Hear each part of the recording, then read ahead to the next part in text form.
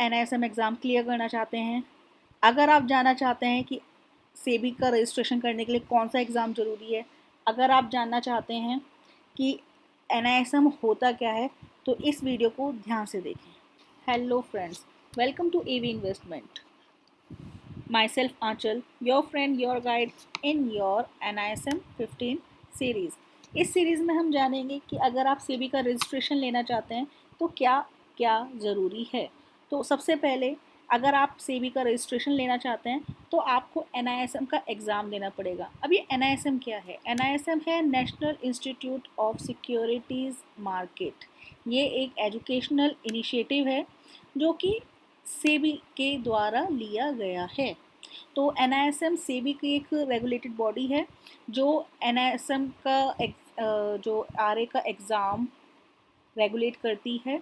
अगर आप research analyst बनना चाहते हैं यानी सेबी का रजिस्ट्रेशन लेना चाहते हैं तो इस एग्ज़ाम को पास करना मैंडेटरी है।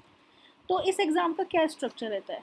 इस एग्ज़ाम में टोटल 100 क्वेश्चंस आते हैं जिसमें से 2 केस स्टडीज़ होती हैं।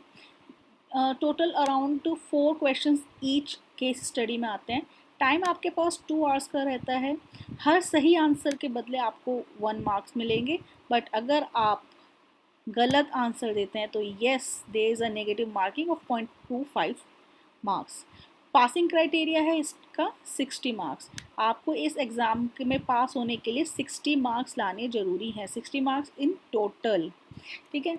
सो इस एग्ज़ाम को आप कैसे प्रिपेयर करें? तो जब आप इस एग्ज़ाम के लिए रजिस्टर करेंगे तो आपको वहीं से सॉफ्ट कॉपी मिलेगी, जिसको मतलब जो मैंने किया था मैं वो आपको बता रही हूँ।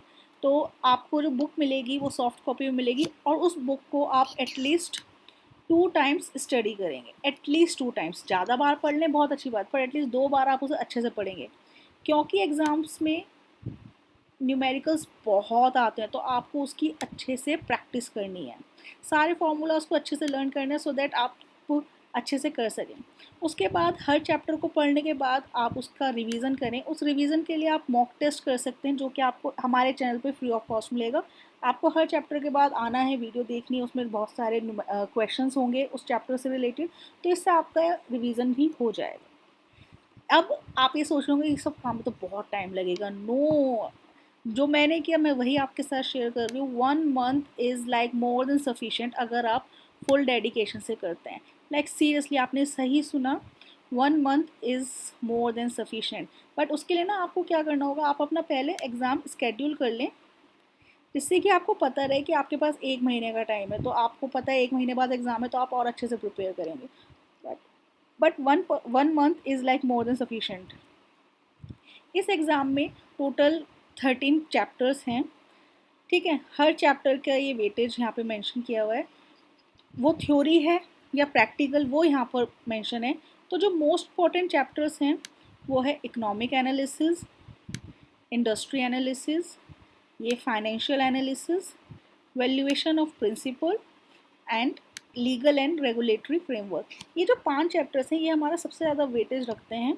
और जो न्यूमेरिकल्स आते हैं वो फाइनेंशियल एनालिसिस से आते हैं और वैल्यूएशन ऑफ प्रिंसिपल से आते हैं। मेन न्यूमेरिकल्स इनसे आते हैं, बट हाँ बाकी छोटे छोटे न्यूमेरिकल्स बाकी चैप्टर से में, बट मोस्ट इंपॉर्टेंट जो न्यूमेरिकल्स हैं वो इन दोनों चैप्टर से आते हैं, यानी कि चैप्टर 8 एंड चैप्टर 10। ठीक है, तो ऐसा नहीं है कि आप बाकी चैप्टर छोड़ दो, बाकी चैप्टर इतने ईजी है कि आप 1-2 बार पढ़ेंगे ना तो आपको ईजिली समझ में आ जाएंगे। स्टिल आप इस एग्ज़ाम के बारे में कुछ और जानना चाहते हैं, चैप्टर्स के रिलेटेड कुछ जानना चाहते हैं तो डू कमेंट। और अगर आपको कुछ पूछना है तो अगेन डू कमेंट। इस वीडियो को आप ज़्यादा से ज़्यादा शेयर कीजिए जिससे कि ज़्यादा से ज़्यादा लोगों के पास ये पहुँचे। और चैनल सब्सक्राइब करना बिल्कुल ना भूलें, जिससे कि जब भी NISM से रिलेटेड कोई नया अपडेट आएगा तो वो आपको मिल सके। और आप इतने सारे चैनल सब्सक्राइब करते हैं तो आप इस चैनल को ना भूलें कि आप यहाँ पर फ्री ऑफ कॉस्ट अपना क्वेश्चन बैंक कर सकते हैं। Thank you so much, thank you for watching.